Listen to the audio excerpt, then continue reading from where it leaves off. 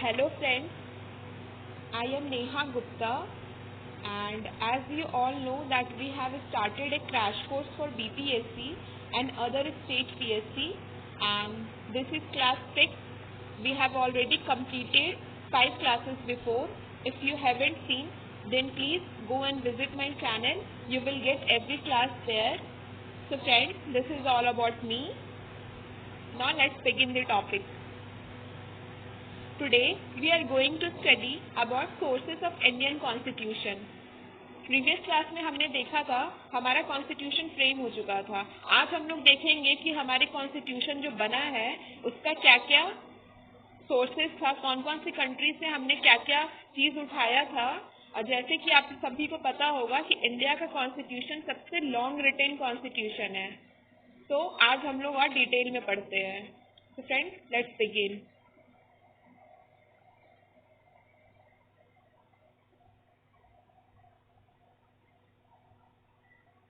So first of all, we are going to study about the source of Indian Constitution and we will start with British Constitution. हम ये देखेंगे कि British constitution से हमने क्या क्या लिया है। तो फर्स्ट ऑफ ऑल हमने लिया है इससे पार्लियामेंट्री गवर्नमेंट। जैसे कि पता है आप सभी को कि हमारा इंडिया में पार्लियामेंट्री गवर्नमेंट है, तो ये हमने कहाँ से उठाया है? ये हमने ब्रिटिश कॉन्स्टिट्यूशन से उठाया है। Secondly rule of law. Rule of law का मतलब क्या होता है कि हमारा जो लॉ है वो सुप्रीम है। कोई भी गवर्नमेंट, कोई भी इंसान लॉ के ऊपर नहीं है, लॉ सुप्रीम है। Third one is single citizenship. अब ये क्या है? यूएसए में डबल सिटीजनशिप है। उसका मतलब क्या होता है कि सेंटर का एक सिटीजनशिप अलग होता है और स्टेट का एक सिटीजनशिप अलग होता है। बट अनलाइक इंडियन कॉन्स्टिट्यूशन जहां पर एक ही सिटीजनशिप मिलता है जो कि सेंटर के बेसिस पर होता है। Next one is bicameralism. Bicameralism मतलब क्या हुआ कि हमारे यहाँ 2 हाउसेस होता है। जिस तरह से ब्रिटिश कॉन्स्टिट्यूशन में 2 हाउसेस है, जैसे कि House of Lords and House of Common, उसी तरीके से इंडिया में भी 2 हाउस है, that is Lok Sabha and Rajya Sabha. तो ये हमने कहाँ से उठाया? ये हमने उठाया है ब्रिटिश कॉन्स्टिट्यूशन से। नाउ नेक्स्ट हमने आयरलैंड से क्या क्या लिया है?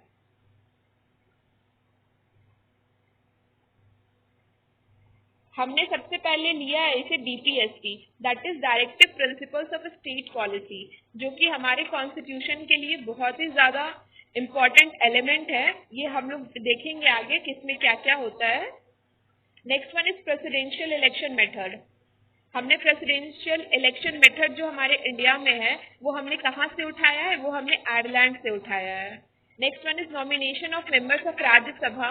राज्यसभा के मेंबर्स का नॉमिनेशन किस तरह से होगा, उसका प्रोसीजर क्या क्या है, वो हमने कहाँ से उठाया है? वो हमने उठाया है आयरलैंड से, that is upper house and council of state. ये हमने कहाँ से उठाया है? ये हमने उठाया आयरलैंड से।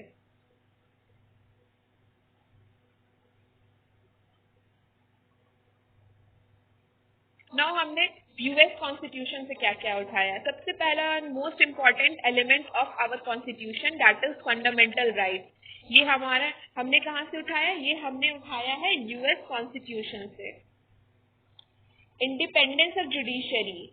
फ्रेंड्स आप सभी को ये चीज पता होना चाहिए कि जो यूएस कॉन्स्टिट्यूशन है उसका जुडिशरी जो है वो सबसे सुप्रीम है, वहाँ का जुडिशरी बहुत ज्यादा पावरफुल है। और इंडिया में भी क्या है, हमारा जुडिशरी बहुत ज्यादा पावरफुल है। और ये पावर्स हमने जुडिशरी को कहाँ से देखकर दिया है? जो ये पावर्स हमने दिया है उसे यूएस कॉन्स्टिट्यूशन को देखकर।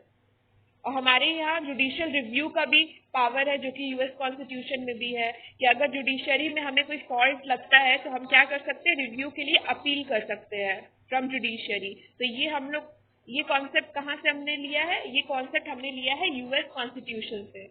रिमूवल ऑफ जजेस from supreme court and high court. अगर सुप्रीम कोर्ट के या फिर हाई कोर्ट के जज को रिमूव करना है तो वो भी हम लोग कर सकते हैं। वो हमने कॉन्सेप्ट कहाँ से लिया है? यूएस कॉन्स्टिट्यूशन से। Impeachment of president. अगर हम लोग प्रेसिडेंट को हटाना चाहे तो इसका भी एक प्रोसीजर है। इसका प्रोसीजर हमने कहाँ से लिया है? यूएस कॉन्स्टिट्यूशन से। And post of vice president. Vice president का पोस्ट एक होगा जो कि यूएस कॉन्स्टिट्यूशन से हमने लिया है।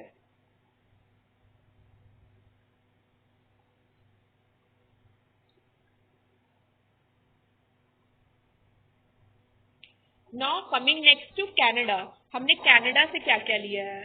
कनाडा से हमने लिया है रेसिडुअरी पावर्स इन सेंटर, मतलब जो रेसिडुअरी पावर्स है वो सेंटर के पास होगा।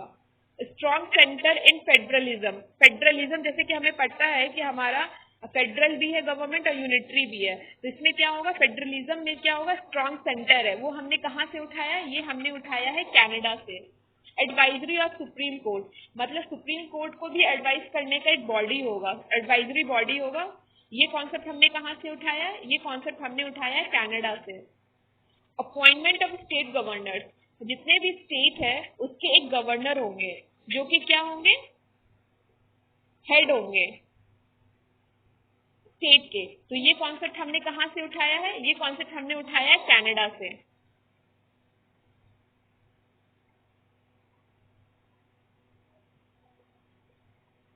फ्रॉम ऑस्ट्रेलिया, ऑस्ट्रेलिया से हमने क्या क्या उठाया है? Concurrent list.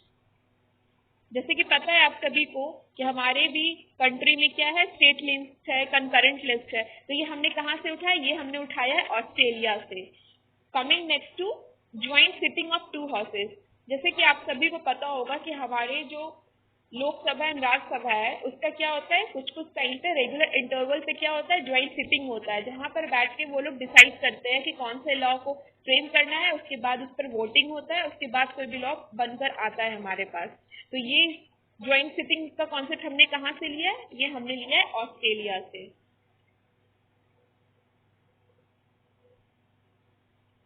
Freedom of trade, commerce and intercourse.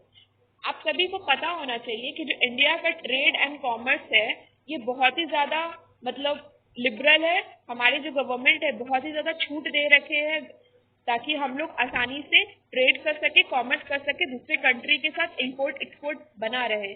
तो ये हमने कहाँ से लिया है? ये हमने लिया है ऑस्ट्रेलिया से।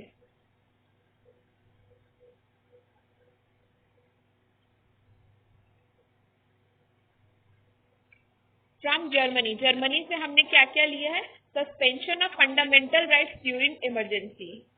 हमारे पास फंडामेंटल राइट्स तो है लेकिन at certain time of emergency वो क्या हो सकता है, वो सस्पेंड भी हो सकता है। तो ये हमने कहाँ से लिया है? ये हमने लिया जर्मनी से। इसके बहुत सारे आर्टिकल्स है जो कि इसको डिस्क्राइब करते हैं कि किस किस केस में फंडामेंटल राइट्स जो है वो सस्पेंड हो सकता है। ये हम लोग जब आर्टिकल्स का चैप्टर पढ़ेंगे तब हम लोग इसको और डिटेल में जानेंगे।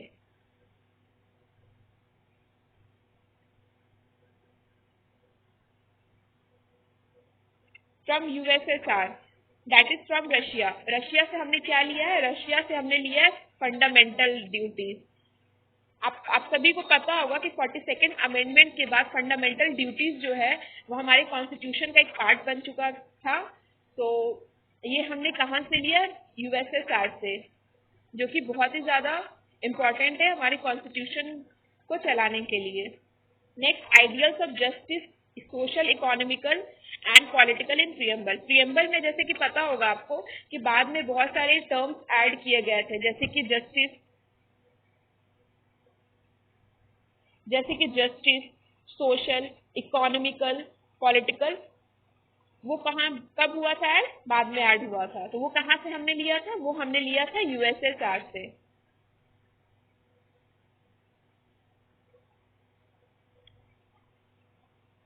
फ्रॉम फ्रेंच, फ्रांस से हमने क्या क्या लिया था? फ्रांस से हमने लिया था लिबर्टी, इक्वालिटी, फ्रैटर्निटी। ये हमने कहाँ से लिया था? फ्रांस से लिया था। फ्रेंड्स, हम लोग इस टर्म्स को और डिटेल में जानेंगे जब हमारा चैप्टर स्टार्ट होगा प्रियम्बल के ऊपर, तब हम लोग इसको और डिटेल में अच्छे से जानेंगे। अभी बस आप इतना याद रखिए कि कौन कौन से कंट्री से हमने क्या क्या लिया है। अभी बस इस वीडियो में मैं वो डील करूंगी, बाद में मैं और डिटेल में बताऊंगी आपको कि ये सब टर्म्स का मतलब क्या होता है। From south Africa, south Africa से हमने क्या लिया है? साउथ अफ्रीका से हमने लिया कॉन्स्टिट्यूशनल अमेंडमेंट प्रोसीजर। मतलब हमारा जो कॉन्स्टिट्यूशन है उसको हम लोग क्या कर सकते हैं, बार बार अमेंड कर सकते हैं, उसमें कुछ कुछ चेंजेस ला सकते हैं अकॉर्डिंग टू द रिक्वायरमेंट। तो ये प्रोसीजर हमने कहाँ से लिया है? ये प्रोसीजर हमने लिया है साउथ अफ्रीका से, जो कि बहुत ही ज्यादा इम्पोर्टेंट है। हमने बहुत सारे अमेंडमेंट कर चुके हैं जब जब से लॉ फ्रेम हुआ है, जब से कॉन्स्टिट्यूशन फ्रेम हुआ है, उसके बाद से हमने बहुत ही सारा अमेंडमेंट किया है हमने। तो ये हमने कहाँ से लिया था? ये हमने लिया था साउथ अफ्रीका से। Next, election of members of Rajya Sabha. Rajya Sabha जो है उसके मेंबर्स को किस तरह से इलेक्ट किया जाएगा, उसका प्रोसीजर क्या है, वो हमने कहाँ से लिया? वो हमने लिया है साउथ अफ्रीका से।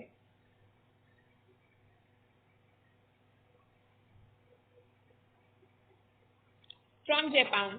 जापान से हमने क्या क्या लिया है? तो जापान से हमने लिया है प्रोसीजर स्टैब्लिश्ड बाय लॉ। जो लॉ होगा उसका क्या क्या प्रोसीजर होगा, उस किस तरह से स्टैब्लिश होगा, तो वो हमने कहाँ से लिया है? वो हमने लिया है जापान से।